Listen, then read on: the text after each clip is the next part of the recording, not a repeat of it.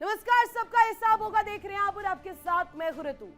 शुरुआत करते हैं और आज का जो मुद्दा है जिसकी वजह से पूरी दुनिया में इस वक्त इस मुद्दे को लेकर चर्चा है। ये मुद्दा इतना गरमाया हुआ है कि दुनिया की सियासत और राजनीति इस पर निर्भर करती है। दुनिया की राजनीति में जब भी ताकत और मुनाफे का मेल होता है तो कई अब गंभीर सवाल जन्म लेते। उनमें भी सबसे ज्यादा अहम सवाल ये कि फैसला देश हित में लिया जा रहा है या निजी फायदे के लिए। इन दिनों ऐसा ही एक बड़ा विवाद अमेरिकी राष्ट्रपति डोनाल्ड ट्रंप को लेकर सामने आया है। अमेरिका के जाने माने राजनीतिक विश्लेषक जोश रोगन के एक खुलासे ने माहौल पूरी तरीके से बदल दिया है। उनका दावा है कि ट्रंप को पीस नहीं बल्कि प्रॉफिट पसंद है। दरअसल डोनाल्ड ट्रंप पर आरोप है कि ईरान के साथ बढ़ते तनाव और युद्ध जैसे हालात के बीच जब शेयर बाजार गिरा तो डोनाल्ड ट्रंप ने उसी गिरावट को अपने फायदे के मौके के रूप में बदल लिया। पहले दुनिया इस बात पर चर्चा कर रही थी कि हॉर्मुज स्ट्रेट खुलेगा या नहीं, अमेरिका ईरान के बीच टकराव बढ़ेगा या फिर युद्ध खत्म होगा। लेकिन जोश रोगिन की सनसनीखेज खुलासे के बाद बहस का रुख 360 डिग्री घूम गया और अब सवाल ये उठ रहा है कि क्या अमेरिका राष्ट्रपति डोनाल्ड ट्रंप ने वैश्विक तनाव का इस्तेमाल अपनी जेब भरने के लिए किया। वॉशिंगटन पोस्ट के विश्लेषक जोश रोगन के खुलासे बता रहे हैं कि ट्रंप ने युद्ध की आड़ में इन्वेस्टर्स के साथ धोखा किया, जिसे ट्रेडिंग की भाषा में इनसाइडर ट्रेडिंग यानी कि वित्तीय अपराध कहते हैं। जोश रोगन की माने तो ट्रंप ने ऐसा एक बार नहीं बल्कि तीन बार किया। यानी ट्रंप ने यूएस स्टॉक मार्केट में पैसा लगाने वाले इन्वेस्टर्स के साथ 3 बार धोखाधड़ी की। जोश रोगन का दावा है कि ट्रंप ने ईरान को लेकर 3 बार बयान दिए। अपने तीनों बयानों में डोनाल्ड ट्रंप ने दावा किया कि ईरान के साथ सब कुछ ठीक होने वाला है, यानी युद्ध खत्म होने वाला है, हालात सुधरने वाले हैं। ट्रंप के इन बयानों और अमेरिकी शेयर मार्केट के बीच सीधा कनेक्शन था। अगर ट्रंप के इन बयानों को थोड़ा और गहराई से समझे तो ट्रंप ने ये बयान ऐसे समय पर दिए जब अमेरिकी शेयर मार्केट जमीन छू रहा था। ट्रंप के बयान के बाद यही मार्केट अचानक से आसमान छूने लगा और फिर कुछ समय बाद फिर से शेयर मार्केट नीचे धड़ाम गिर गया। आम भाषा में इसे अपने फायदे के लिए शेयर मार्केट को फ्लक्चुएट कराना कहते हैं। इसमें सैकड़ों इन्वेस्टर्स के पैसे डूब जाते हैं। अमेरिकी शेयर मार्केट में पैसा लगाने वाले इन्वेस्टर्स के साथ भी कुछ ऐसा ही हुआ है। आपको बता दें कि यहां पर ट्रंप की पीस टॉक को लेकर बात हो रही है, लेकिन उससे पहले यह बड़ा खुलासा क्या आने वाले बड़े बवंडर को दिखा रहा है। ट्रंप की पीस टॉक, शेयर मार्केट को लगा शॉक।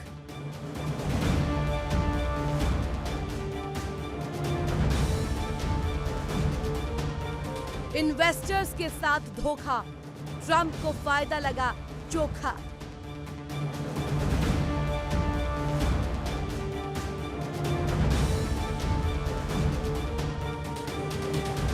ट्रंप का प्लान डी कोड, इन्वेस्टर्स में मचा शोर।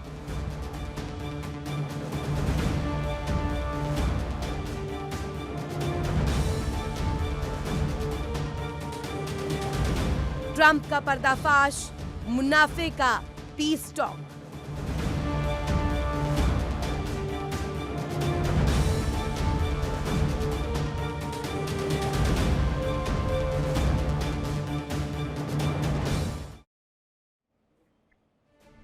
तो बड़ा सवाल ये कि क्या ये जानबूझकर किया गया? चलिए आपको अमेरिकी राष्ट्रपति डोनाल्ड ट्रंप के उन 3 बयानों के बारे में बताते हैं जिनके जरिए ट्रंप पर सनसनीखेज आरोप लगाए जा रहे हैं। जल्दी से इसको लेकर डिटेल्स आपके सामने रखते हैं कि प्रॉफिट वाले ट्रंप के 3 वो बयान कौन से।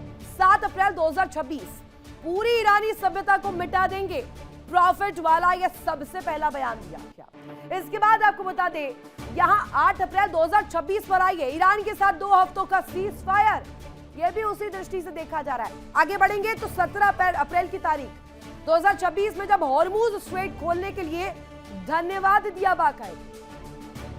बीते 40 दिनों में डोनाल्ड ट्रंप के बयान और नीतियों का अमेरिकी शेयर बाजार पर मिला जुला और गहरा असर देखा गया, खास रूप से ईरान के साथ चल रहे तनाव और टैरिफ से जुड़ी हुई चीजों को लेकर। 20 साल जेल की जो तस्वीर है वो भी इस बीच आ जाती है। 2 अप्रैल 2026 के बाद ट्रंप के एक नए बयान के बाद बाजार में भारी गिरावट देखी गई। निवेशकों को भारी नुकसान उठाना पड़ा था। ईरान पर अमेरिकी हमले कम हुए। ट्रंप के बयानों से कच्चे तेल की कीमतों में उतार चढ़ाव भी आया। 18 अप्रैल की बात करते हैं, जहां हॉर्मुज स्ट्रेट खुलने के दावों पर बाजार में तेजी आई। तेज गति के साथ कीमतों में गिरावट देखने को मिली। हॉर्मुज में तेल सप्लाई पर असर पड़ा। इनसाइडर ट्रेडिंग किसी कंपनी के शेयरों की खरीद बिक्री है जो ऐसे व्यक्ति द्वारा की जाती है जिसके पास कंपनी की महत्वपूर्ण और गोपनीय जानकारी हो। ये एक इल्लीगल एक्टिविटी है क्योंकि इसमें खुफिया जानकारी का इस्तेमाल करके गलत तरीके से लाभ कमाया जाता है। इसे आप ऐसे समझ सकते हैं, ये इल्लीगल मापदंडों पर चलता है जिससे बाजार की निष्पक्षता और निवेशकों का विश्वास भी कम होता है। इसी पर चर्चा करेंगे। हमारे साथ खास मेहमान कनेक्ट है, उनका तारुफ आपसे करवा दूं। ग्रुप कैप्टन आशीष साय सर, रिटायर्ड रक्षा विशेषज्ञ के तौर पर हमारे साथ कनेक्ट है। आकाश जिंदल जी, अर्थशास्त्री। पूर्णिमा नाथ जी हमारे साथ कुछ ही पलों में कनेक्ट होंगी। प्रियंका यादव, भू राजनीतिक विश्लेषक, हमारे साथ कनेक्ट है। अहमद अब्बास, ईरान मामलों की जानकार, हमारे साथ। और इन तमाम चीजों को लेकर के अगर देखें तो सवाल यही कि डोनाल्ड ट्रंप ने चाहे इनसाइडर ट्रेडिंग करवाई हो या पहले से ही चीजों को प्रायोजित करवाया हो, फायदा किसको मिल रहा है? साय सर, पीस टॉक्स के बीच अब ये बड़ा खुलासा, आप इस खुलासे को कैसे ले रहे हैं? अब ये पीस डोनाल्ड ट्रंप को पसंद है या उन इन्वेस्टर्स को पसंद है, ये भी समझ पाना बहुत डिफिकल्ट है। ऋतु, बड़ा रेलेवेंट मुद्दा है और बहुत सेंसेशनल है, तो इसमें मुझे 30 सेकंड पीछे जाने दें। आपने इसको सिर्फ पीस टॉक्स तक रिस्ट्रिक्ट किया है। डोनाल्ड ट्रंप ने अपने लीड में, जब से वो प्रेसिडेंट बने हैं, कई बार ऐसे अनाउंसमेंट्स किए हैं जिससे बहुत मेजर शेयर मार्केट में इन्फ्लुएंस पड़ा है, अप एंड डाउन बोथ। लेकिन क्या ये इलीगल है? नहीं, क्योंकि जब भी कोई बड़े कंट्री का नेता कुछ वर्ड्स बोलता है तो शेयर मार्केट स्पेकुलेटिव होते हैं, इंटरनेशनल ग्लोबल इंपैक्ट होते हैं उसके। ऐसे अनगिनत ऐसे केसेस हैं जहां लीडर्स ने कुछ बोला है और शेयर मार्केट ऊपर गया, नीचे गया। ये as a matter of state policy भी कई बार जो इकोनॉमिस्ट होते हैं, जो चीफ इकोनॉमिक एडवाइजर्स होते हैं, वो कई बार बोलते हैं रक्षा प्रेसिडेंट को, प्राइम मिनिस्टर को, depending on the type of government, कि आप ऐसा स्टेटमेंट देंगे तो हमारे मार्केट्स के हालात सुधरेंगे, कॉन्फिडेंस बूस्टअप होगा इन्वेस्टर्स का, फॉरेन का पैसा आएगा। तो ये एक प्लान तरीके से भी एग्जीक्यूट किया जाता है इस तरह का स्टेटमेंट्स। लेकिन ट्रंप के केस में ऋतु बहुत सेंसेशनल इसलिए हो जाता है कि कुछ वक्तों पर उन्होंने जो वक्तव्य दिए हैं उसके पहले ट्रेड शुरू हुई है। 23 मार्च को अभी जब उन्होंने एक वक्तव्य दिया था सुबह कि हमारी बहुत कंस्ट्रक्टिव डिस्कशंस हो रही हैं ईरान के साथ और हमारा सॉल्व होने वाला है, इसके बाद ऑयल प्राइसेस 15 से 18% बढ़े थे। लेकिन खतरनाक इनपुट ये थी ऋतु कि इस ट्रुथ सोशल के इस पोस्ट के 15 मिनट पहले, बिफोर द पोस्ट, बहुत हेवी बाइंग हुई थी। मोर देन $500 बिलियन की ऑयल की, बॉन्ड्स एंड शेयर्स की बाइंग हुई थी, जिससे पहली बार ये इंडिकेट हुआ कि ये ट्रंप की पोस्ट को डेलिबरेटली लीक किया गया था। कुछ मेजर ऑयल कंपनीज, जिसमें ट्रंप के रिश्तेदारों की भी कंपनीज के होने के कयास लगाए जा रहे हैं। अभी इस पे सीक्रेट इन्वेस्टिगेशन, जो private journalist, secret investigative journalist है, वो लगे हुए हैं अमेरिका में। ये इसलिए खतरनाक हो जाता है। उसके बाद जी आप कुछ कह रही थी? नहीं, प्लीज कंप्लीट कीजिए साय सर। जी, उसके बाद दूसरा जो मेजर ब्लंडर उन्होंने किया है वो ये है कि एक फेलिंग कंपनी, पिछले साल याद करें टेस्ला 40% डिक्लाइन कर गई थी। टेस्ला की कार को व्हाइट हाउस में मंगाकर, एक नहीं, दो नहीं, 3-4 गाड़ियों को मंगाकर व्हाइट हाउस में परेड कराया और टेस्ला रिकवर्ड।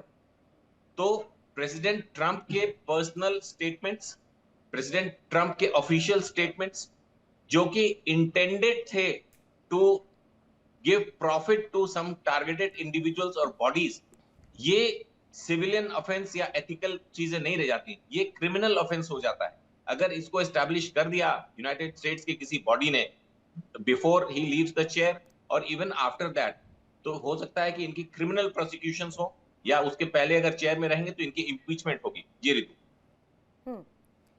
इसी को लेकर के मेरा सवाल रहेगा, जिंदल सर हमारे साथ कनेक्ट है, और जिंदल सर मैं आपसे ये जानना चाहती हूँ मार्केट पर क्या असर पड़ेगा, कब मार्केट ऊपर जाएगी, कब मार्केट धड़ाम नीचे धरती को टच करेगी?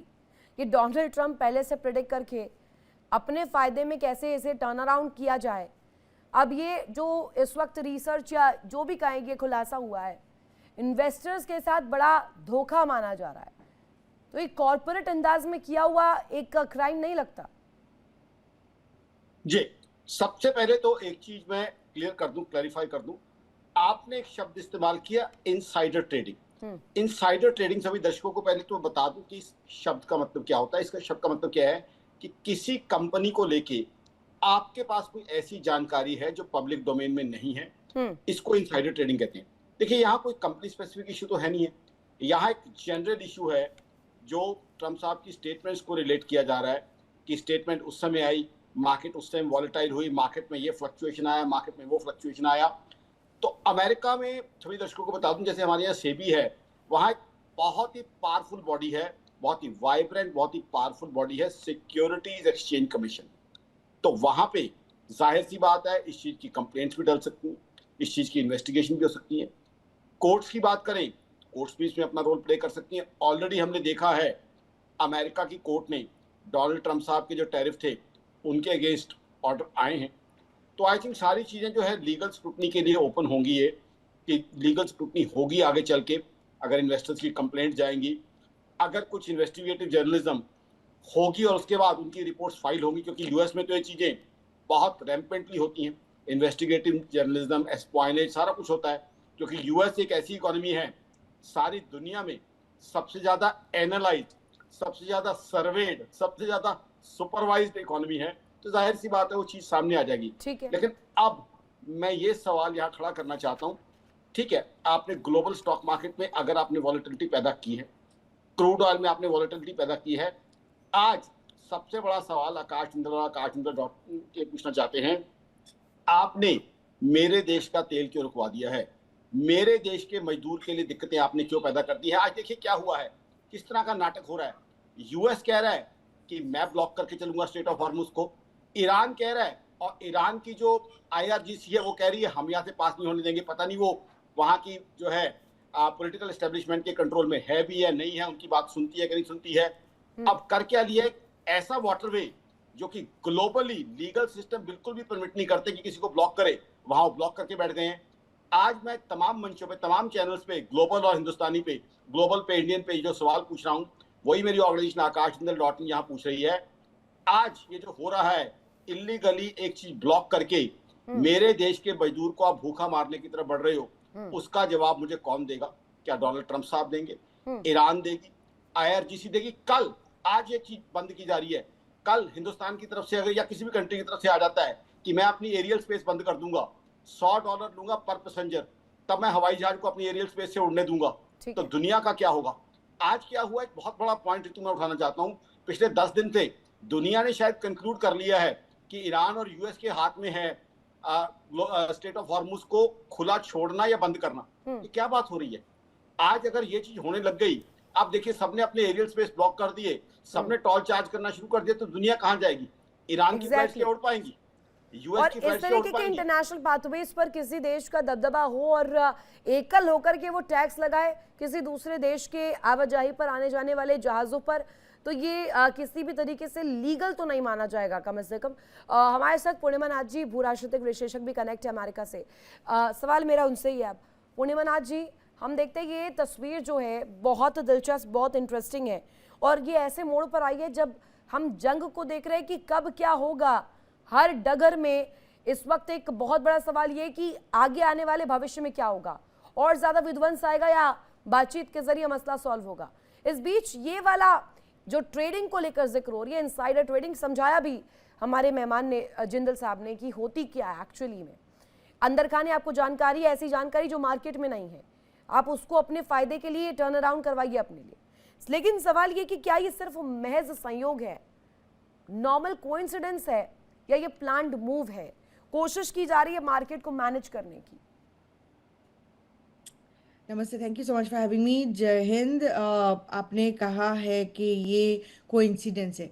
There is no coincidence. I don't believe in coincidence, specially in politics and geopolitics. और यहाँ पे जो एक ओवर्ट करप्शन चल रही है, this is quite interesting, intriguing in Indeed.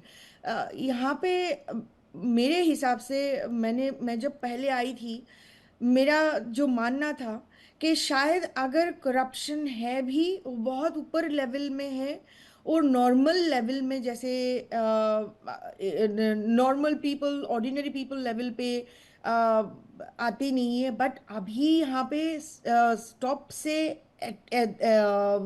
Local level पे भी ये करप्शन दिखता है। सो जो मेरी जन्म इंडिया में हुई है, मेरा परवरिश भी इंडिया में हुई है, और एक जगह में ऐसे हुई है जहाँ पे हमने कम्युनिज्म भी देखा है। हालांकि तब उतना आइडिया नहीं था पॉलिटिक्स क्या है, क्योंकि हमें बहुत शील्ड करके रखा गया था, हमें पॉलिटिक्स से दूर रखा गया था, उसके बारे में बात नहीं करने दिया जाता था, डराया जाता था कि बोलोगे, उल्टा बोलोगे तो मार देंगे। बहुत बहुत कुछ हुआ था वहाँ पे। सो अनफॉर्चुनेटली वो आइडिया मेरे दिमाग में बिल्कुल नहीं था कि अमेरिका जैसे जगह में हमें कभी बैठ के पॉलिटिक्स के बारे में बात भी करना पड़ेगा और करप्शन के बारे में बात करना पड़ेगा। This is a very fascinating situation for me. अब अगर पहली बार आपने देखा होगा, एक न्यूज़ रिपोर्ट आई थी जब ईरान वॉर में इनसाइडर ट्रेडिंग में मार्केट मैनिपुलेशन के द्वारा, पॉली मार्केट के द्वारा 500 मिलियन का आदान प्रदान हुआ है और प्रॉफिट हुआ है, जिनको इन्फॉर्मेशन, इनसाइडर इन्फॉर्मेशन पता था। इवन उनका जो ट्रूथ सोशल पोस्ट करा जाता है, उसके within 15 minutes they have made money.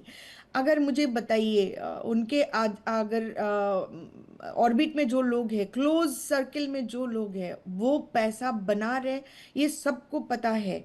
Unfortunately even in our own party, हमारी रिपब्लिकन पार्टी में आज जैसे हमारे जैसे लोग जिन्होंने उनको नॉमिनी बनाया, उनको सपोर्ट किया, उनको कैंपेन किया, उनको प्रेसिडेंट बनाया, एक बार नहीं दो बार बिठाया, दो बार नहीं, उनको 3 बार हमने उनको वोट किया, कैंपेन किया, सपोर्ट किया, पैसे दिए, उनके लिए कम्युनिकेट किया इंटरनेशनल मीडिया में।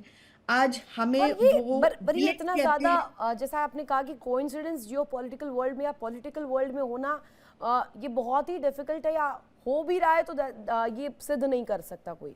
हमारे साथ 2 और खास मेहमान कनेक्ट है। मैं एक ओपनिंग कमेंट चाहती हूँ, उसके बाद आप अपनी बात को ज़रा कंप्लीट कीजिएगा। अब्बास जी, अगर मैं इसे जानूँ और समझूँ कि अभी की सिचुएशन में जो ईरान, अमेरिका, इजराइल में हो रहा है, इन 3 कंट्रीज़ के बीच हो रहा है, सिर्फ इन 3 कंट्रीज़ तक नहीं सीमित है, ये दुनिया भर के लिए अलार्मिंग है, अलार्मिंग सिचुएशन है। और अगर इस तरीके का बड़ा खुलासा आता है, इसे ईरान में कैसे लिया जा रहा है? सभी आपको नमस्कार, सभी पैनलिस्ट को आदाब, नमस्कार। ईरान में देखिए जो सिचुएशन है, अभी जो मूड इस वक्त मैं लोगों में देख रहा हूँ, मैं भी भारतीय हूँ, और जो भारत में इस संकट की वजह से परेशानियां हो रही हैं, वो मेरी फैमिली के लोग भी उसको फेस कर रहे हैं, तो उसकी तकलीफ मुझे भी है। पर यह है कि एक सिचुएशन यहाँ पर ग्राउंड रियलिटी कुछ है, वो मैं बताना चाहूंगा। यहाँ पर जो मूड है वो ये कि अमेरिका ने और इजराइल ने एक लंबी तैयारी के साथ हम में अटैक किया, और अटैक इसलिए था कि हम सिर्फ रेजिम चेंज नहीं, बल्कि मुल्क को इस हालत में पहुंचा दें कि किसी भी रीजनल मामले में कोई रोल अदा करने के लायक ना रहे। ये मेंटेलिटी थी। तो उसके बाद से फिर ये हुआ कि लोग इकट्ठा हुए, जमा हुए, पब्लिक और फोर्सेस अपनी तरह से, सबका अपना अपना एक अलग रोल है। अगर टाइम मिला तो मैं बताऊंगा कि किस तरह से लोग इस जंग को आगे ले जा रहे हैं, कि हमें इसको बचाना है। और अमेरिका चूंकि सामने है, बहुत बड़ी ताकत सामने है, और उसने यहाँ पर इलाके में कई मुल्कों में अपनी बेसेस बना रखी है। वो भी कह तो रहे हैं कि हम साथ नहीं दे रहे, लेकिन एक्चुअली साथ दे रहे हैं। उन्होंने अपनी बेसेस दे रखी है, उन्होंने अपना एयर स्पेस दे रखा है। तो हमें अपने मुल्क को बचाना है। उसके बाद से फिर जो ये इनके पास जितने भी तरीके थे, और इन्होंने भी लंबी तैयारी की थी अमेरिका को ही ध्यान में रख के, वो भी शायद अगर टाइम हो तो मैं बताऊं कि कब से यहाँ पर इनकलाब आने के जी बाद जिंदल से साहब ही कुछ कहना चाह रहे तैयारी हैं। चल रही थी कि हमें कभी ना किसी पॉइंट पे जाके अमेरिका का सामना करना अब्बास साहब, जिंदल पड़ साहब भी सकता आपकी है। बात पर कुछ जवाब देना चाह रहे हैं। हाँ जी जी जी। अब्बास साहब, एक बात कहना चाहता हूं, हिंदुस्तान और ईरान की बहुत पुरानी दोस्ती है और हमें ईरान से अपनी मित्रता पे नाज है। बहुत बहुत पुराने हमारे संबंध है, मित्रता के संबंध है। लेकिन बहुत दुख होता है जब पता चलता है कि आईआरजीसी के लोग हमारे वेसल्स के ऊपर गोलियां चलाते हैं। ये किस तरह की चीज हो रही है? हम तो मित्र है, रुपये टर्म में आपसे क्रूड ऑयल लेते हैं। हमारा जो रिश्ता है आपसे इतना दोस्ती का है, इतना क्लोजनेस का है, हमारा चाबहार पोर्ट वहां पे है, हम इतना एक्सपोर्ट करते हैं। आपकी और हमारी मित्रता की तो मिसालें दी जाती हैं, फिर आपकी आईआरजीसी के लोग हमारे वेसल्स पे फायर करते हैं। ये किस तरह की सिचुएशन है मेरे दोस्त? सही है। देखिए, ये जो फायर वाली सिचुएशन है, मैं यहाँ भी लोगों से जो बात कर रहा था, रिजल्ट ये निकला कि एक इस तरह का माहौल बना कि ये वेसल्स जाना शुरू हो गए और आईआरजीसी के रोकने के बावजूद, और कुछ निकल भी गए उसमें। फिर उन्होंने ये किया, उनको रोकना था, चूंकि अमेरिका ने ब्लॉकेड और बड़ा लगा रखा था, उन्होंने ये ऐलान कर दिया था कि ब्लॉकेड अगर रहेगा हम इसको खोलेंगे नहीं। हम्म फिर उन्होंने अपना ये फायर किया, मेरे ख्याल से एक ब्रिटिश कोई वेसल था उस पर फायर किया, इंडिया के शायद 2 वेसल थे उन पे फायर हुआ, उनको वापस जाना पड़ा, चाइना के वेसल को वापस किया और उसको मजबूती से बंद कर दिया। ये हमें जो अब तक की वो है इंसिडेंट है, जो वो मैं नहीं देखता कि ईरान में ऐसा मूड है कि वो भारत से दुश्मनी ले ले या दूसरे देशों के साथ और दुश्मनी बढ़ जाए। इस वक्त ईरान के सामने ये भी एक बड़ा चैलेंज है, इस लड़ाई को अमेरिका से लड़ना है लेकिन रिश्ते ज्यादा खराब नहीं होने देने, कैसे कि वो हम उसको संभाल सके, चूंकि हमें रहना इसी रीजन में है और मुल्कों के साथ आप ताल्लुकात के बगैर रह नहीं सकते। लेकिन ये अरे लड़ाई नहीं, बड़ी लेकिन अब्बास साहब ये कॉम्प्लिकेटेड। तो बताइएगा ना, ईरान चाह क्या रहा है अंदर खाने?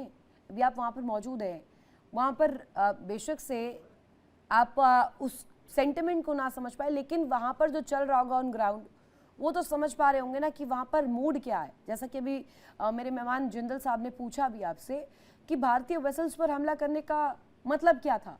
ना भारत ने कभी अपोज किया, ना भारत ने कभी ईरान के खिलाफ कोई ऐसा बयान दिया। भारत तो एक न्यूट्रल स्टांस के साथ आगे बढ़ रहा है, एक तरफ भी इंक्लिनेशन नहीं है, ना अमेरिका की तरफ ना ईरान की तरफ। अपना राष्ट्रहित देखकर भारत आगे बढ़ रहा है। ये सवाल तो पूछा ही जाएगा ना ईरान से। फिर एक आपसे प्रतिक्रिया लूं, लेकिन इससे पहले मेरे साथ प्रियंका जी भी कनेक्ट है। प्रियंका जी, सवाल ये कि दुनिया की राजनीति अगर कहा जाए इस स्टेज पर, अब ये कूटनीति से ज्यादा क्या मुनाफे का गेम बन गया है?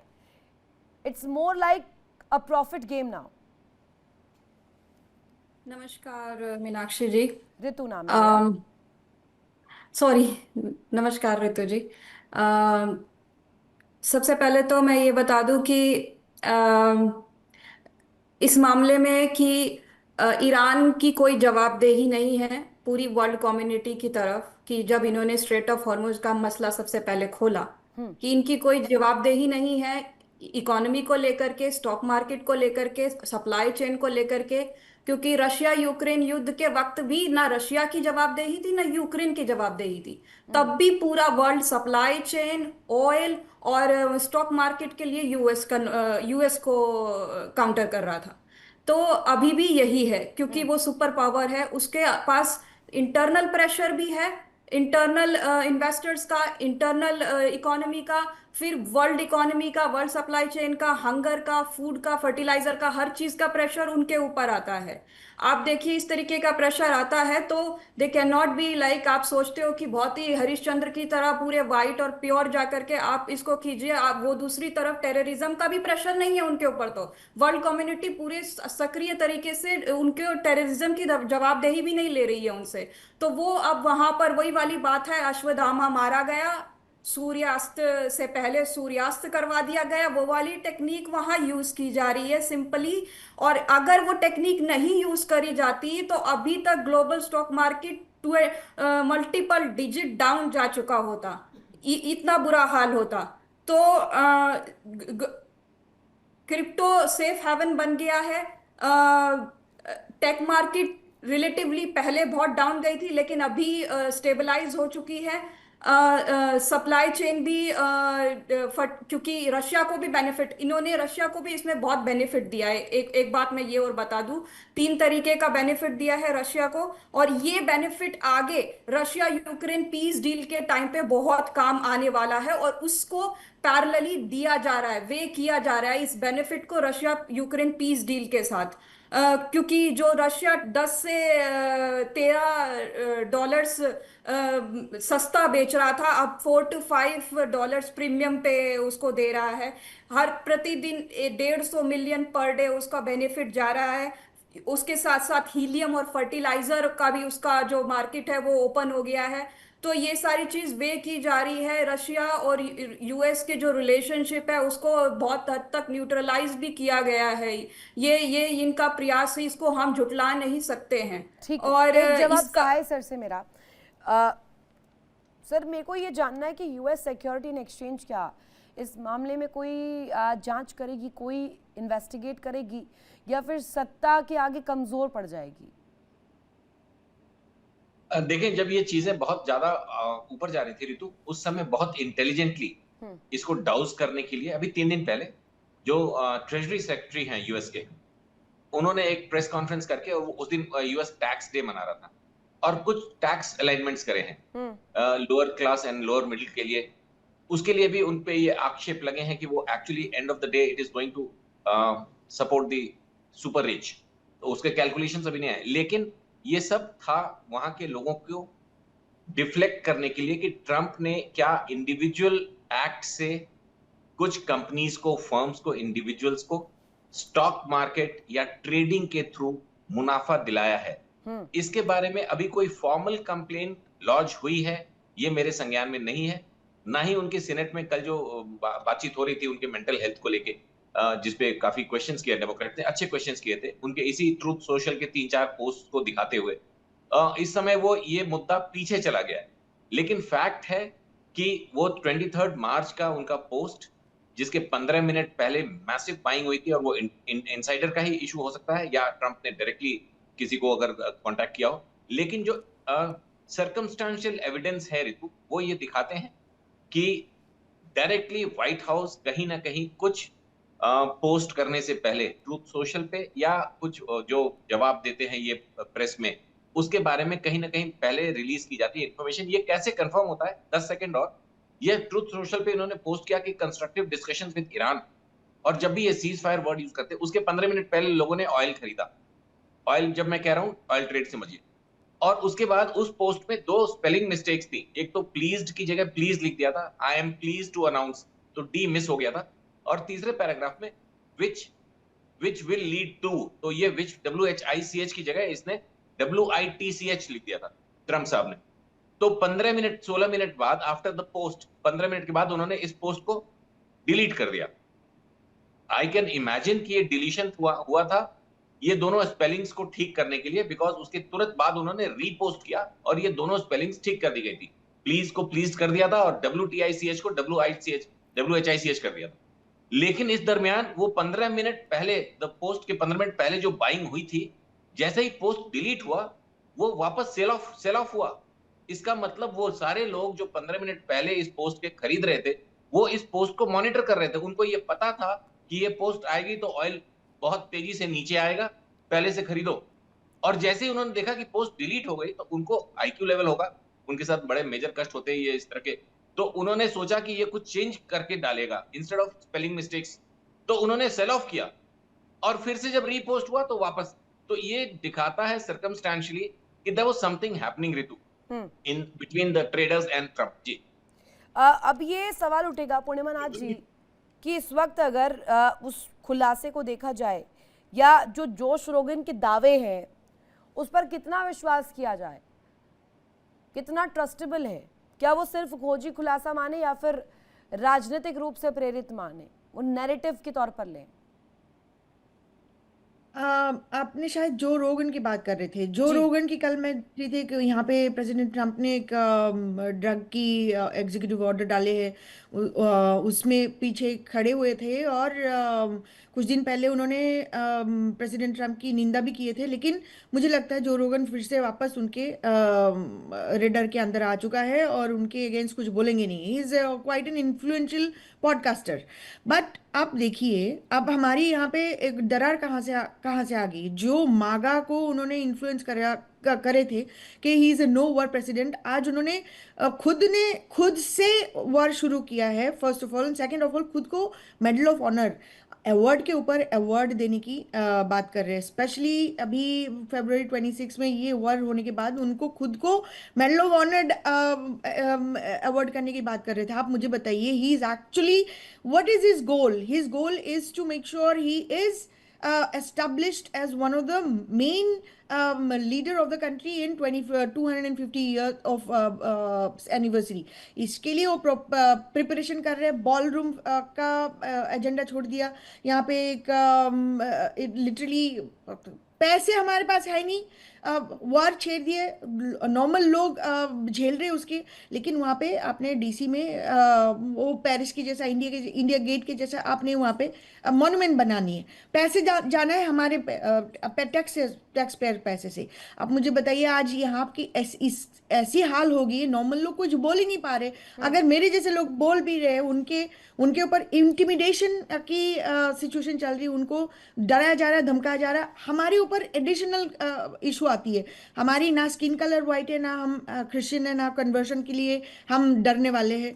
हमारे ऊपर ये कहा जाता है कि हम तो अमेरिकन बन ही नहीं सकते। हम ये भी नहीं कहा जाता कि हम रिपब्लिकन। पहले कोशिश किया था बहुत कि आप रिपब्लिकन कैसे बन सकते हो, प्रेसिडेंट डोनाल्ड ट्रंप के बारे में ऐसे बोलते हो। अभी तो वहां से ऊपर चले गए तो बोल रहे हैं कि आप अमेरिकन कैसे बोल सकते हो, उसको डिपोर्ट करवाओ। ये चल रहा है यहाँ पे। अनफॉर्चुनेटली यहाँ पे अवार्ड गेम चल रही है, करप्शन चल रही है और पैसा बना रही है। और पैसा कौन बना रहा है आपको बता रही हूँ, प्रियंका जी, आपकी डिफेंस इस पर कोई राय? Oil Priyanka company. जी, प्रियंका जी, आप पूर्णिमा नाथ जी को सुन रही थी, इस पर आपकी राय क्या है? जो इनके पता नहीं, मैं भी बहुत सारे इंडियंस को वहाँ पर है जो रहते हैं, वो जानते हैं, जो कि उनकी पार्टी में भी है और जो उनको समर्थन भी देते हैं। आई डोंट नो ये क्या इनका हो सकता है कि इनका कुछ और मींस कुछ क्लैशेस हो पर्सनल, क्योंकि आज तक मैंने डोनाल्ड ट्रंप को कभी एंटाई हिंदू बयान करते हुए एज सच मैंने सुना नहीं है कि कुछ उन्होंने मैसिव एंटाई हिंदू बयान दिया हो, एंटाई बुद्धिस्ट बयान दिया हो। हाँ, वो क्रिश्चियनिटी फेवरिंग रहे हैं और उन्होंने जो ये जो बोल रहे हैं कि वो जो एलिगेट अपने जो इलेटेड जो व्यू पॉइंट्स देते हैं अपने बारे में कि अपने उसमें, चाहे वो उनकी पर्सनल चॉइस है आई गेस कि पूर्णिमा नाथ जी, वो वो कह रही है कि anti Hindu, anti Buddhist, anti Jain कोई ऐसा बयान नहीं दिया डोनाल्ड ट्रंप ने। तो फिर आपका पक्ष क्या, आपका कोई क्लैश है? She is asking you. He has her right to have her own opinion, जो भी है। But the point I'm trying to say is that Donald Trump ने बयान दिया या नहीं दिया वो फर्क नहीं पड़ने वाला। अभी जो मागा का क्लैश वहाँ पे चल रहा है, ये वाइट क्रिश्चियन नेशनलिज्म और सुप्रीमेसी का एक एजेंडा चल रहा है। पहले हमने ये उनके साथ अलाइन थे कि वो एक्चुअली इलीगल इमिग्रेशन की बात कर रहे थे। इलीगल इमिग्रेशन क्या है? जैसे इंडिया में सिचुएशन है, वो बांग्लादेशी घुस जाते, पाकिस्तानी घुस जाते, वहाँ पे लिटरली फेक कार्ड लेके इंडिया के अंदर वो एक्सपैंड कर रहे हैं एक्सेट्रा। हम तो यहाँ पे लीगली आए थे ना। आप अगर इलीगल इमिग्रेशन के ऊपर टारगेट कर रहे हो, उसमें क्या प्रॉब्लम है? करिए, कोई प्रॉब्लम नहीं है। बॉर्डर सिक्योर करिए, नेशनल सिक्योरिटी बात होती है, उसमें हमें कोई दिक्कत नहीं है। हम लीगल इमिग्रेंट है, हम इस कंट्री के पार्ट है, कोई प्रॉब्लम नहीं है। लेकिन आप इलीगल इमिग्रेशन के बात करते करते आपने लीगल इमिग्रेंट के ऊपर युद्ध छेड़ दी। आप डेटा देख लीजिए, आइस की कितने परसेंटेज ऑफ इलीगल इमिग्रेंट को बाहर निकाला। Literally speaking 95% of the deportees and arrestees are actually not illegal also। ऊपर से उनका क्रिमिनल रिकॉर्ड भी नहीं था, आपने उसमें टारगेट कर दी। तो फिर ये आइस का एजेंडा क्या है? यहाँ पे जो मिलिट्री अनलिश करा गया है हमारे स्ट्रीटों पे, ये मिलिट्री तो बॉर्डर की होती है। आपने इंटरनली डेमोक्रेसिटीज में आपने अनलिश कर दिए अपने मिलिट्री को, अपने नेशनल गार्ड को, और डरा के धमका के लोगों को, यहाँ पे 2-2 सिटीजन को आपने मार दिए, प्रोटेस्टर्स को मार दिया। हमने क्या, नॉर्थ कोरिया हमारी बन गई, हमारी मोनार्की होगी, यहाँ पे डिक्टेटरशिप होगी, ऑटोक्रेसी बन गई हम लोग कब से? सो ये जो बड़े बड़े बातें होती है पॉलिटिकल स्टैंड पॉइंट से, किसी के ओपिनियन से कोई फर्क नहीं पड़ता, but at the end of the day हमें ग्राउंड लेवल में हमें ये देखना चाहिए कि यहाँ पे एजेंडा क्या है। मागा का जो क्रिश्चियन नेशनलिज्म और सुप्रीमेसी का गेम चल रही है, इसमें सिर्फ मुस्लिम को खतरा नहीं है, हमारे जैसे जो माइक्रो माइनॉरिटी इंडियन अमेरिकन जो हिंदूज है, जो कन्वर्शन करने के लिए हम राजी नहीं होंगे। हमने कोई डॉक्यूमेंट साइन करके यहाँ पे नहीं आए थे कि हमें अमेरिका आएंगे तो हमें कन्वर्ट करना ही पड़ेगा और हमें हमेशा क्रिश्चियन के बारे में बात करना पड़ेगा। मैंने छेड़ ली वो बात, तो हमारे ऊपर टारगेट आ जा रही है। तो कोई यहाँ पे बैठ के आपको रशिया से बोल रही है या इंडिया से बोल रही है, और अपना पर्सनल क्लैश हो सकता है। कि इंडिया में पर्सनल क्लैश नहीं होता है? इंडिया में आपकी कन्वर्जन गैंग नहीं है? आप क्या कर रहे हो उनके लिए? हमारी नॉर्थ ईस्ट को आधा खा लिया, आधा क्या 75% खा लिया। 5 out of 7 states are Hindus are minority. South में द्राविडियन का एजेंडा चल रहा है कब से। आप नॉर्थ वेस्ट में आपने सबसे बड़ा कोई चर्च बनाने वाला जलंधर में, ये सब क्या चल रहा है? जवाब ले लीजिए पूर्णिमा जी। सबसे पहले तो मैं कोई इवेंजलिस्ट कन्वर्जन जो इंडिया में चल रहा है उसके फेवर में नहीं हूँ, पर मैं इतना बता दूं, जहां तक मुझे भी जो नॉलेज है अमेरिका के अंदर जो पॉलिटिकल मूवमेंट्स हो रही है, एक चीज मेरे को भी पता चली है कि जो अमेरिका है, इट्स नॉट, पहले ये नेटिव अमेरिकन्स यहाँ पर हुआ करते थे जो पोलिथिस्ट लोग होते थे। उस एम्पायर के डिस्ट्रक्शन के बाद जब अमेरिका स्टैब्लिश हुआ, तो ये गलत आप सोच रहे हैं कि ये अमेरिका एक इवेंजलिस्ट या फिर एक क्रिश्चियन स्टेट है। ये स्टार्टिंग से फ्रॉम द बिगिनिंग इसको बनाने में पूरा योगदान ज्यूज का भी रहा है। ये जूडो क्रिश्चियन स्टेट एस्टैब्लिश हुई थी, और आप इंडियंस के साथ कभी भी इतना बुरा इसलिए नहीं हुआ क्योंकि वो पहले एक उनका डिसिप्लिन था। लेकिन अभी क्या हुआ, जैसे जैसे वामपंथी और लेफ्टिस्ट इंक्रीज हुए ना अमेरिका में, उन्होंने ये स्ट्रैटेजी बनाई कि जितनी भी माइनॉरिटीज है उनको अपने ग्रुप में लेने की। और मैं बताऊं, यूनिवर्सिटीज में बहुत ज्यादा ऐसा हो रहा है। हिंदू, मेरे को कई बार पता चला है कि ज्यूज जो लोग हैं उनको हिंदू इंडियंस फोन करके डेथ थ्रेट दे रहे हैं ज्यूज को आफ्टर ही October 7। तो आप सोचिए कि अगर आपको उस कंट्री में रहना है, आप ये वर्गलाई, ये यहाँ पर भी होता है, रशिया में भी ट्राई करते हैं ये लोग। क्या करते हैं एक्चुअली, क्या है, हमारा जो इंडियंस का जो ऑर्गेनाइजेशन है वहां पर जो लॉबिंग है, जैसे ब्रुसेल्स में हमारा ऑफिस नहीं है, यूएस में कोई ऐसी यूनियंस और ये सब, इतना तरीके से कॉन्क्रीट कम्युनिटी पॉलिटिक्स हमारी इतनी वीक है, जिसका फायदा ये जो मुस्लिम कम्युनिटी पॉलिटिक्स होती है वो ले जाती है। एलजीबीटीक्यू को अपने साथ कर लिया। आप सोचिए एलजीबीटीक्यू का उनके साथ क्या मतलब है। और इसी तरीके से वो काफी स्टूडेंट्स को, इंडियंस को उसके अंदर करते हैं और फिर फ्रंट पे ला करके फाइट करवाते हैं, जिसका पता अमेरिका को चलता है। इसीलिए जवाब इस पे जिंदल साहब का नैरेटिव एंटी इंडियन हो गया। इसका टेक्निकल पार्ट जान लेते हैं, इसका टेक्निकल पार्ट समझ लेते हैं। जिंदल सर, एक तो ये सवाल कि ये कितना ट्रांसपेरेंट होगा मामला, पारदर्शिता पर जो सवाल उठ रहा है कि ये ट्रांसपेरेंट है भी या नहीं। अगर है भी तो ये सवाल जो उठ रहा है सीधे सीधे किया जा रहा है, तो इसमें ये क्यों ना जाना जाए कि ट्रंप के बयानों के तुरंत बाद मार्केट ऊपर जाना, मार्केट नीचे जाना, ये कैसे डिपेंड करता है? जरा समझाइए। बिल्कुल, इसके अंदर जैसे मैंने पहले कहा, सिक्योरिटीज एक्सचेंज कमीशन एक बॉडी है जो एक काम कर सकती है जी। और अगर किसी को इस चीज को कंप्लेंट्स है, अब तक मेरे हिसाब से वहां कंप्लेंट्स पहुंच चुकी होंगी। फिर अमेरिका में कोर्ट्स, आप जानते हैं, कोर्ट्स ने पहले भी ट्रंप साहब के खिलाफ डिसीजन दिए हुए हैं। हाँ। तो वहां से भी हम उम्मीद कर सकते हैं। मैं इसमें ट्रांसपेरेंसी बिल्कुल होनी चाहिए। इंफॉर्मेशन जो भी एलेज कर रहे हैं उनको अपनी कंप्लेंट में देना चाहिए। लेकिन साथ ही साथ ऋतु जी, मैं एक और बात यहाँ पे बड़ी इंपॉर्टेंट है जो मैंने ग्लोबल चैनल्स पे भी रखी है। यहाँ मेरे मित्र बैठे हुए हैं, ईरान से मित्र बैठे हुए हैं, यूएस में हमारे मित्र बैठे हुए हैं, इनसे पूछना चाहता हूँ, आज यूएस और ईरान में वॉर है, ठीक है, यूएस ईरान इजराइल में वॉर है, उसकी वजह से यूएस की इकोनॉमी, ईरान की इकोनॉमी इंपैक्ट हो रही है, हम मानते हैं। मेरे मित्र पूर्णिमा ने भी कहा कि यूएस के टैक्स पेयर को इंपैक्ट हो रहा है, बिल्कुल हो रहा है। वहाँ टैक्स पेयर को इम्पैक्ट हो रहा है, और यूएस की इकोनॉमी तो बहुत सालों से डेफिसिट इकोनॉमी है। मैं तो आज ये पूछना चाहता हूँ कि आप लोगों का इशू है, उस चक्कर में मेरे देश को, मैं देसी भाषा में कहूँगा, क्यों रगड़ रहे हो? आज स्टेट ऑफ हॉर्मुज पे उधर यूएस कह रहे थे मैं ब्लॉक कर दूंगा, ईरान कह रहे थे मैं ब्लॉक कर दूंगा। ये कहाँ का इंसाफ है? ये कहाँ का लॉजिक है? और बाकी देशों से पूछना चाहता हूँ कि हम सब चुप क्यों बैठे हुए हैं? ये लोग, इन्होंने तो ऐसा बना लिया है, माफ करें मेरी शब्दावली को, कि जैसे घर का राज हो, दो प्लेयर्स ने, वो मेरा है, वो मेरा है। दुनिया सारी इंपैक्ट हो रही है, क्रूड ऑयल मेरा बढ़ रहा है, उसके अलावा छोटी फैक्ट्रियां मेरी नहीं चल रही, फर्टिलाइजर में मेरे दिक्कत आ रही है, रोटी पकनी मेरे यहाँ दिक्कत आ जाएगी। ठीक है, मेरी सरकार की मैं तारीफ करूंगा, हिंदुस्तान की सरकार की, मैं अपने प्रधानमंत्री साहब की तारीफ करूंगा कि उन्होंने बहुत अच्छा फैसला किया, पेट्रोल डीजल की कीमतें नहीं बढ़ने दी, एक्साइज यहाँ पे कम कर दिया गया, जिससे आम आदमी पे पेनल्टी आया। बट कब तक?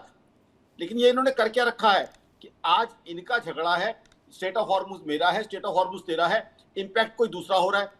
ये कहाँ का इंसाफ है ये लोग कर रहे हैं? जो कल अगर ग्लोबली सारी दुनिया में अगर वाटरवेज पे, एरियल स्पेसेस पे ये होना शुरू हो गया, इनके अपने एयरक्राफ्ट रुक गए, इनके अपने शिप्स रुक गए, फिर क्या होगा?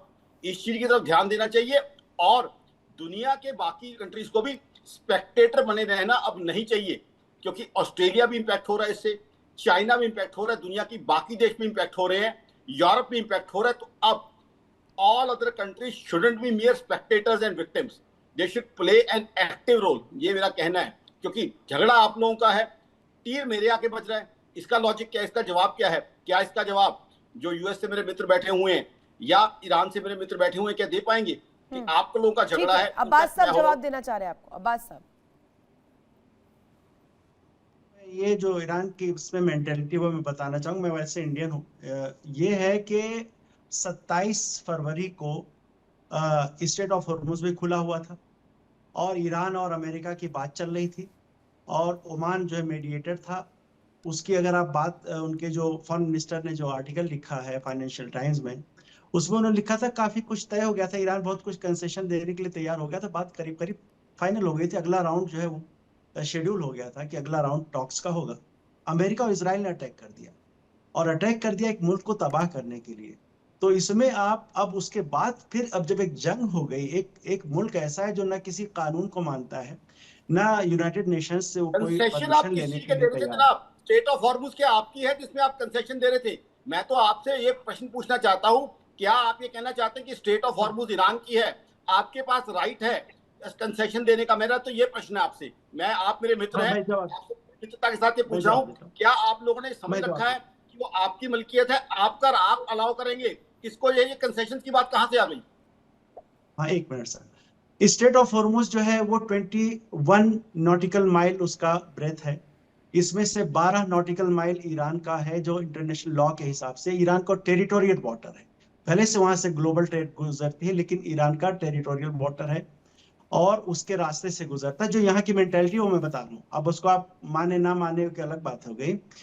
तो अब जब इस मुल्क पे हम, इनकी मेंटेलिटी है कि जब हमारे ऊपर हम तबाह होने के करीब आ गए, तो हमारे पास जो कुछ भी होगा, जो हमारे पास तरीका है प्रेशर बनाने के लिए अग्रेसर्स के ऊपर, वो हम यूज कर रहे हैं और यूज करेंगे, और जब तक कि हमें ये ना यकीन हो जाए कि हम पे दोबारा अटैक नहीं होगा। इससे पहले हुआ था, जून 2025 में अटैक हो गया था, ईरान ने उस वक्त बंद नहीं किया था, स्टेट ऑफ हॉर्मुज बंद कर सकते थे, लेकिन उसके कुछ महीने बाद फिर से अटैक हो गया। अब ये इसको इंश्योर करना चाह रहे हैं कि ऐसी सिचुएशन ना रहे कि हम पे हर 6 महीने बाद कोई पता चला अमेरिका के पास ज्यादा फाइटर जेट्स हैं तो आके वो अटैक कर दे, वही हमने बेसिस बना लिए। तो इसको ये कह रहे हैं कि हम किसी फाइनल सॉल्यूशन पे जाएंगे, जनाब आप तो ये हम नहीं स्टेटमेंट दे दें कि हम मानेंगे। टोल चार्ज करेंगे इस पे, इन स्टेटमेंट्स का लॉजिक है क्या? मुझे सिर्फ ये बता दें, आपकी तरफ से ये स्टेटमेंट्स आ रही है बार बार की टोल चार्ज किया जाएगा। कल मैं अपनी एयर स्पेस पे $100 पर पैसेंजर रख दूं, फिर क्या होगा? मुझे इसका जवाब देंगे जरा। सर ईरान की जो सोच है वो ये कि वो बेशक वहां से ग्लोबल ट्रेड गुजरती है, बड़ा हिस्सा गुजरता है, लेकिन ईरान का टेरिटोरियल वाटर है। और उस वही मैंने बताया ना कि 12 नॉटिकल माइल का जो कानून है उसके हिसाब से वो वहां पर इंटरनेशनल वाटर जैसी कोई चीज नहीं है। आधा ओमान का है, 21 नॉटिकल माइल टोटल ब्रेथ है स्टेट ऑफ हॉर्मुज का। तो वो मेंटेलिटी है। और दूसरे ये है कि ये भी चाह रहे हैं कि ट्रेड, और दूसरी ये बात है कि एक मिसाल और है टर्की की। अगर आप देखें, टर्की इसी तरह से टोल वसूल करता है, और बहुत सालों से, बहुत बरसों से वसूल करता है। तो ये सोच है। बाकी ये कि फाइनल क्या होता है, सॉल्यूशन क्या बनता है, वो तो देखना होगा, क्योंकि अब तक तो टोल नहीं था, अब तक ठीक तो है, एक जवाब सहाय रास्ता सर उससे का, उसके गुजरना बाद था। आ रही हूँ पूर्णिमा नाथ जी और प्रियंका जी भी इंतजार कर रही हैं। सहाय सर, अभी इस तरीके की स्थिति में उन इन्वेस्टर्स का क्या, जिन्होंने इतने बड़े अमाउंट में पैसे लगाए हुए थे, उन्हें तो खबर ही नहीं है अंदर खाने क्या खेल हो गया। ये अनफेयर है, ग्रॉसली अनफेयर, कि अपने पर्सनल बेनिफिट्स के लिए, पर्सनल गेन्स के लिए ये दूसरों को मतलब इस पोजीशन में पहुंचा दिया जाए। ऋतु, ये तो हम डिस्कशन कर रहे हैं, फैमिलीज एंड कंपनीज बर्बाद हो गई हैं। The social cost of this war has written off lakhs and lakhs of families, including people who are into markets, in trading, और उसके अलावा जो वॉर का कॉस्ट है वो तो अलग।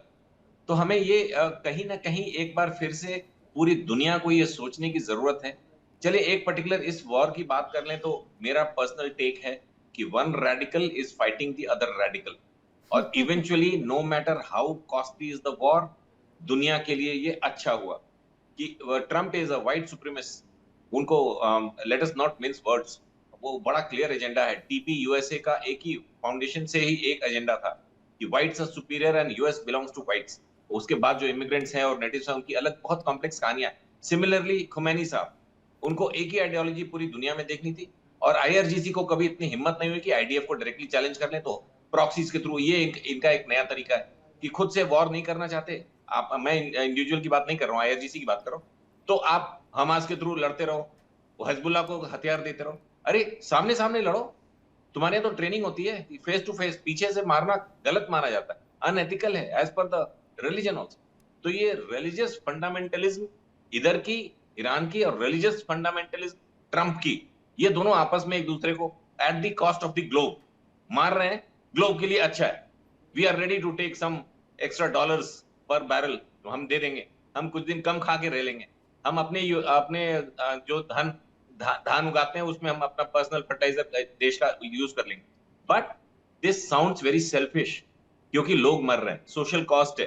ये इवॉल्व्ड सोसाइटीज थी, अमेरिका एक इवॉल्व्ड सोसाइटी थी। एक रेडिकल हेड की वजह से पूरी दुनिया, वो ट्रंप साहब जीते कह के कि हम सारे युद्ध खत्म कर देंगे, I don't support American troops elsewhere, और पूरे 1.5 साल के उसमें मोस्ट ऑफ द टाइम लड़ाई करते गुजर गया। कहीं से लॉफुलनेस का, there is no order at all. एक सॉवरेन नेशन के प्रेसिडेंट को, और प्रेसिडेंट को तो छोड़िए ऋतु, उनकी वाइफ को उठा ले गया, and the world is watching, nobody is telling कि ये किस टाइप का, I mean why is this topic not being discussed. Mrs Maurya was picked up. Priyanka ji का जवाब। प्रियंका जी, कार्रवाई होनी चाहिए कि नहीं? हाँ राष्ट्रपति जी, आप भी हिंदुत्व चलाते हैं, आप भी, जिसके फेवर में मैं भी हूँ, आई एम ऑल्सो फेवर, जो हम अपने अब हिंदू राइट विंग को प्रोटेक्ट करने की पूरी कोशिश करें, बहुत अच्छी की भी है। तो क्यों ना जो क्रिश्चियंस के साथ यूरोप में जो आपके साथ हो रहा है, उससे भी दुगना इंटेंस रैकेट यूरोप और अमेरिका में चल रहा है। और इन्होंने हर एक माइनॉरिटी को टारगेट नहीं किया है ट्रंप ने। जो उन्होंने बयान भी दिया था ना कि जो जीसस वाला, और जो पोप को इन्होंने बीच खींच घसीट के लेकर के आए थे, वो पोप ने कुछ एफर्ट दिखाया जब रशिया और यूक्रेन में मिलियंस ऑफ ऑर्थोडॉक्स क्रिश्चियंस मर गया? कौन एफर्ट दिखा रहा है? ट्रंप एफर्ट दिखा रहा है वहां पर। जो नाइजीरिया में क्रिश्चियंस का जो नरसंहार हो रहा है, और इथियोपिया में जो नरसंहार हो रहा है, बोको हराम जो सिनाई में इतनी गंदी सिचुएशन में उनको मार रहा है क्रिश्चियंस को, उस पे सब पे किसने उठाया? ना तो वो मैक्रोन आया, वो मेलानिया क्या नाम है उसका, जॉर्जिया मेलोनी, वो भी नहीं आई। तो कौन आ रहा है? तो अगर वो क्या अपने, ये आप ही के लिए फायदा है अगर वो वहां बच जाते हैं, तो आप ही के लिए फायदा है। अगर नहीं तो मान लीजिए वो पूरा यूरोप गया था, पूरा यूएस गया था। और दूसरी बात की, आप कैसे कह सकते हैं ये पॉइंटलेस और इस तरीके की वॉर है? क्या आपको यहूदी नहीं दिखते हैं? वो 1.5 करोड़ की पॉपुलेशन है, और उसमें से 1200 उन्होंने ऐसे मार दिए, उसमें आपको 1200 दिख रहे हैं? 1200 के पीछे कितना परिवार उनका देखेंगे ना, वो जिंदा मोती मर चुके हैं, किसी किसी के तो इकलौते बच्चे मर गए हैं वहां पर। दो पीढ़ी उनकी ये पहली पीढ़ी थी ज्यूज की, जो होलोकॉस्ट के सदमे से परे होकर के जीवन जी रही थी और उसी को फिर सदमे में डाल दिया। और आप कह रहे हैं कि ये एक ऐसे ही मतलब ईगोसेंट्रिक जंग चल रही है। It's egocentric, it's a war of justice. I was just trying, probably आपने मेरी बात सुनी नहीं, मैं 100% आपकी बात कर रहा था। Whatever, I am not getting a name, ये बिल्कुल ठीक हो रहा है। It's a Priyanka ji. Balancing act, it's a balancing act, one radical versus the other radical who can't both see each other, both originate from one। Ibrahim के उपज हैं ये तीनों, ज्यूज हो, क्रिश्चियंस हो, इस्लामिक्स हो, तीनों एक यूनिट से निकले हुए लोग हैं और आपस में एक दूसरे को देख नहीं सकते। सो एग्जैक्टली माय पॉइंट कि ये बैलेंसिंग एक्ट हो रहा है in form of a very unfortunate war, but for the globe, for the नहीं, आप वर्ल्ड ज्यूज को पीस। क्यों कैसे खींच सकते हैं? क्यों ज्यूज नहीं देख सकते? ज्यूज ने किसको इस बेसिस पे डिस्ट्रॉय किया? उनके अंदर तो कन्वर्जन तक एक्सेप्ट नहीं करते हैं वो। आप ज्यूज को क्यों इसमें घसीट सकते हैं? कैसे घसीट सकते हैं? इवेंजलिस्ट क्योंकि को भी आप ज्यूज, प्रॉपर तरीके से नहीं घसीट सकते। आपको पता है सबसे ज्यादा हिंदुइज्म में कन्वर्ट करने वाले भी क्रिश्चियंस है अपने आप को। इधर आकर के देखिए, रशिया में इनको नशा चढ़ा हुआ है हिंदुइज्म का। तो आप इस तरीके से ये बहुत ही घृणात्मक चीज हो गई कि आपने सीधा बोल दिया कि ये अब्राहिम के है। हाँ, मैं ये मानती हूँ कि monotheistic religion in terms of spirituality and philosophy हमारे मुकाबले कुछ ज्यादा खड़ा नहीं होता है। It's a very narrow minded thing. But ये चीज कह देना कि भाई ये इनको ऐसे डेविल घोषित कर देना कि ये अब्राहमिक है और ये एक्सट्रीमिस्ट है, हर नहीं तो किसी फिर को क्या लपेट देना, प्रियंका ये जी, चीज रास्ता क्या नहीं है। अभी की स्थिति में आपको क्या लग रहा है, ये कौन सा एक्ट है फिर? मैं 30 seconds, Ritu, I'll just finish Please, off. please, I 30 seconds. Yeah, मैं individual personal, I don't want to go beyond this because probably preconceived notions है। Jews की यहाँ बात नहीं हो रही थी, it was only Iran, and so things are being put into somebody's mouth. I don't want to comment on that. बिल्कुल ठीक है, लेकिन loss of life is a unfortunate thing और हर एक लीडर को, हर एक संस्था को, हर एक regime को ये बात समझनी चाहिए। But at the same time, as a soldier, मैं ये मान के चलता हूँ कि जब when it comes to back against the wall for wrong things, you must fight back, and Jews do fight back. So, but at the same time, I'm not justifying killing of children, and additionally, let me talk about Israel for 10 more seconds. उसमें 7 अक्टूबर 2022 की घटना और Jews या Israel के द्वारा मारे गए जो बच्चे और बुजुर्ग हैं, इनकी बराबरी नहीं की जा सकती। जो अटैक इजराइल पे हुआ था वो बारबैरिक था, अनएक्सप्लेनेबल, उसको आप जस्टिफाई कर नहीं सकते। जबकि इजराइल की तरफ से जो मारे गए हैं लोग, वो बॉम्ब ब्लास्ट, क्योंकि they are hitting into the area जहां हिजबुल्लाह है और हिजबुल्लाह सिविल एक एरिया जवाब में। पूर्णिमा जी का। पूर्णिमा जी, अब अमेरिकी राष्ट्रपति के खिलाफ एक्शन होना चाहिए कि नहीं, कार्रवाई होनी चाहिए, किस प्रकार की नहीं? यहाँ पे ऑलरेडी इम्पीचमेंट की बात हो रही है। उन्होंने एक बयान किया था कि whole civilization is going to die tonight, ऐसे कुछ एक बयान दिया था, कोट एंड कोट। सभ्यता खत्म करनी है। हाँ, सभ्यता खत्म करनी है। वो उस बयान के ऊपर इम्पीचमेंट की बात हो रही है। पीट हेग्सेथ हमारी जो वॉर सेक्रेटरी है, उनके ऊपर इम्पीचमेंट की बात हो रही है। मेरे ख्याल से मैंने जो अगर कल नोटिस देखा है कि वो इम्पीचमेंट की ऑलरेडी फाइल हो चुकी है, हेग्सेथ की स्पेसिफिकली। अगर 26 नवंबर हमारी जो इलेक्शन होने वाली है अभी, स्पेशली मेरे जैसे लोगों को रोकने की बहुत कोशिश करा जा रहा है। मेरा जो कांग्रेशनल रेस है उसमें भी बहुत मेजर एजेंडा चलाया गया है। बट इन जनरल स्पीकिंग, अगर हमारी पार्टी हार गए, और ये इसका साइंस हमें दिख रहा है, अगर उन्होंने कुछ ना किया इन टर्म्स ऑफ इलेक्शन हड़पने की, कोई एजेंडा चला दिया या तो मोर मनी फ्लड करके एड डाल दिया, etcetera etcetera, there are so many things you can do. तो you can also buy election buy money, पैसा डाल के तुम पैसा वोट खरीद सकते हो। तो ये सब अगर हैंकी पैंकी ना हुआ, हमारी पार्टी हार जाएंगे, डोनाल्ड ट्रंप की इम्पीचमेंट फिर से होने वाली है। And this is given because Democrats are going to take it, and ये लोग नहीं छोड़ेंगे डोनाल्ड ट्रंप को। उन्होंने 2 बार इम्पीच किया हुआ है और डोनाल्ड ट्रंप के ऊपर 35 फेलिनीज का एलिगेशन नहीं, this is he is a convicted felon, literally he is a president of our country also today. ये सब फैक्ट है, बना के नहीं बोला जा रहा है। फिर भी हमारे जैसे लोग उनको तीसरी बार चांस दिए थे, जब से सेकंड टाइम उनको ये अपॉर्चुनिटी मिली हुई है, we don't know what has happened to him. I don't think he is the one who's actually running the country. ये जो प्रोजेक्ट 2025 का जो एक्टर्स है, whether Steven Miller, Russell Vought, आप उनके बारे में देख लीजिए, they are the one who's actually running this particular white house, they are the one who's dictating what is happening what is not. Donald Trump को ना सवेरे का शाम को समझ आती है, वो कॉन्स्टेंटली बयानबाजी करे जा रहे हैं। He doesn't know what the positional power he has, और वो जो लिखते ट्रूथ सोशल में, that has become your unfortunately your governmental major portal. अब आपको पर्सनल सोशल मीडिया का portal is become as governmental portal. आप समझ Actually, जाइए क्या चल रहा है in this this is country. Very very big thing कि यहाँ पे पर्सनल पोस्ट को ही पूरा कॉल मान लिया जाता है गवर्नमेंटल एस्पेक्ट के तौर पर। अब्बास साहब, इस पर बताइएगा, पीस पसंद था ना, बट ये अभी हम देख रहे हैं कि जंग पीस के लिए नहीं, मुनाफे के लिए, प्रॉफिट के लिए करी जा रही है। इस पर आपका क्या कॉल है? अब ये तो अमेरिका की साइड में हम मान सकते हैं कि प्रॉफिट होगा, लेकिन इस जंग से ईरान को तो हमें नहीं लगता कोई प्रॉफिट हुआ है। एक्चुअली जो अभी असेसमेंट नया आया है वो 270 अरब डॉलर का नुकसान अब तक का हुआ है। और अभी असेसमेंट अभी चल रहा है कि देखते हैं आगे क्या होता है।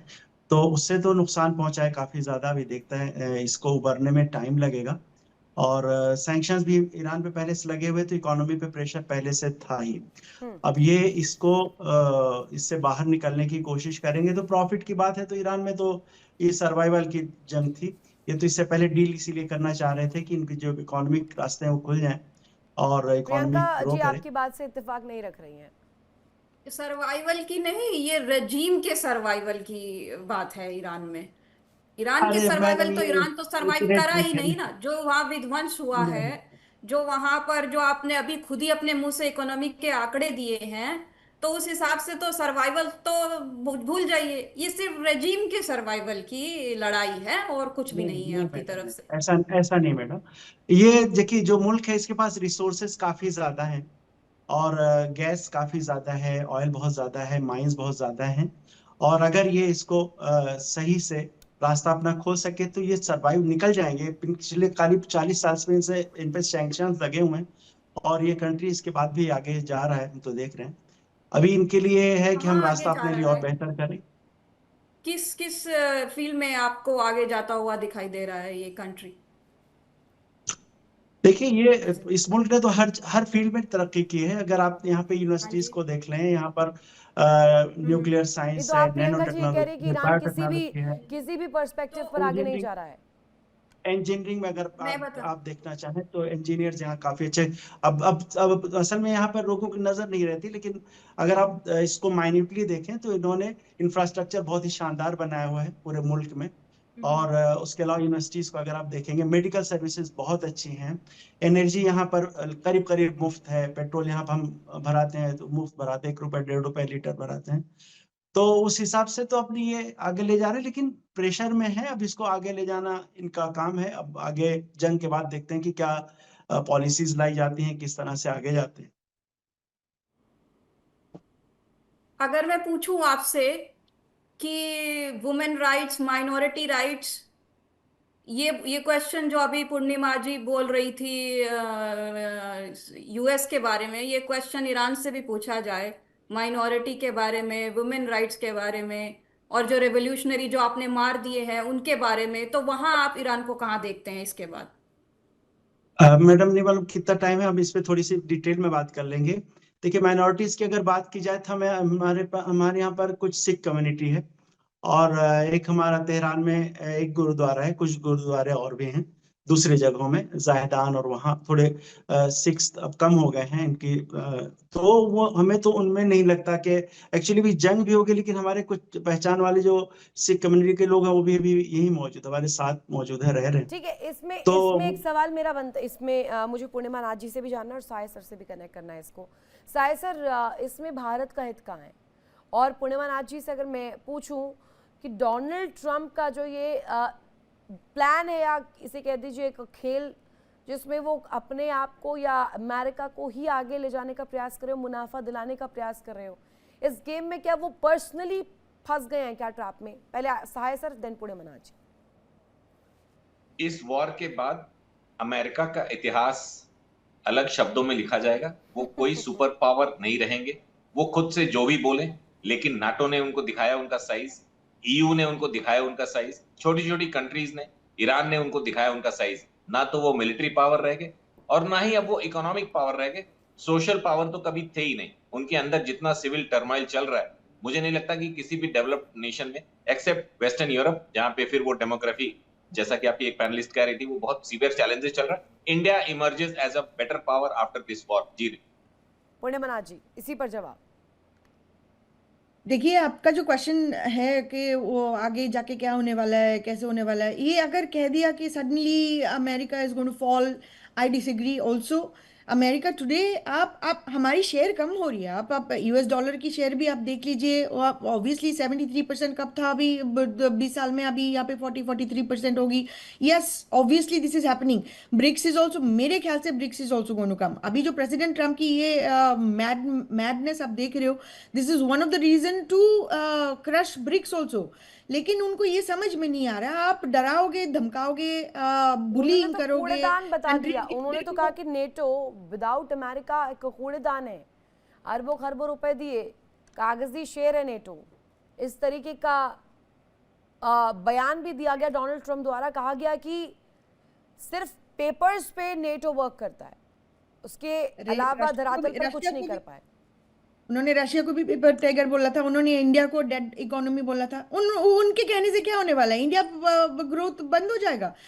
अमेरिका में 1.2%, 3%, 2% लगा दो आपने, जीडीपी ग्रोथ होगी। इंडिया में तो 7-8% हो रही है, बंद करवा देंगे नहीं ना।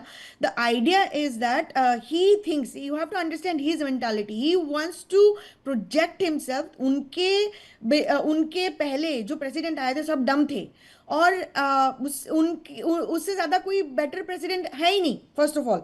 On second of all, this is our 258th years of anniversary. उसके लिए उनको अपना एक लेगेसी बनाना है, इसीलिए आपको टावर से लेकर सब बन रहा है, और बॉलरूम बन रही है। अंडर द सरफेस आपको वहां पे बंकर बन रही है व्हाइट हाउस में, ये सब हो रही है। But at the end of the day, but everything is happening at the cost of the taxpayers, the normal people. अभी उनके जो ऑर्बिट में जो लोग हैं, उनके एडमिनिस्ट्रेशन में लोग हैं, बिलियनर्स मिलियनर्स बैठे हुए, उनको कोई फर्क नहीं पड़ने वाला है। गैस प्राइसेस $3 है, $5 है, वो प्राइवेट जेट में घूमने वाले लोग हैं।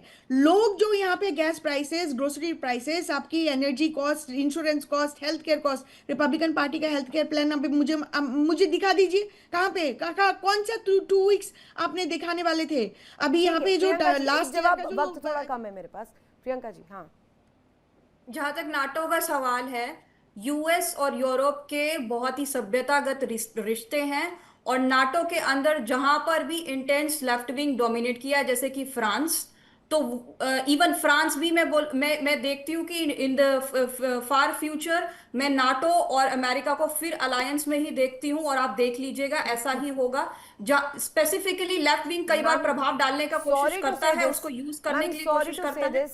बट अभी जो बयान सामने आ रहे, चाहे वो इमैनुअल मैक्रो की हो, इटली की तरफ से दिए जा रहे हो, या ब्रिटेन की तरफ से दिया जा रहे हो, अभी वो लग नहीं रहा है। कीर स्टार्मर जो कह रहे हैं उससे लग नहीं रहा है, जो इमैनुअल मैक्रो कह रहे हैं उससे लग नहीं रहा है, जॉर्जिया मेलोनी कह रही है उससे लग नहीं रहा है।